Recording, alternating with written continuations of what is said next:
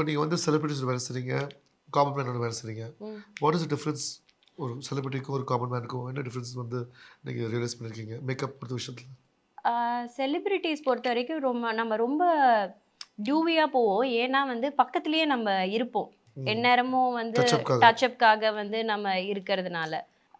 But இப்போ ஒரு பிரைடுக்கு நான் அந்த மாதிரி பண்ண முடியாது.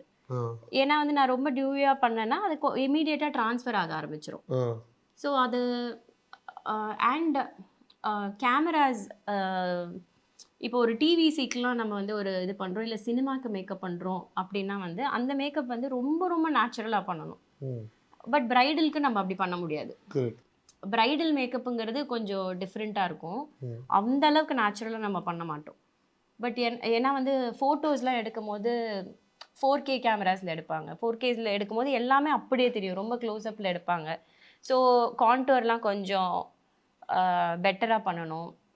ஆனால் இந்த மாதிரி கேமராஸ் டிவி கேமராஸ்க்கெல்லாம் வந்து நம்ம ஸ்கின் ஃபினிஷ் தான் கொடுக்கணும். ஸோ அதுதான் difference. MCR Pure Cotton Club, formals and casual shirts.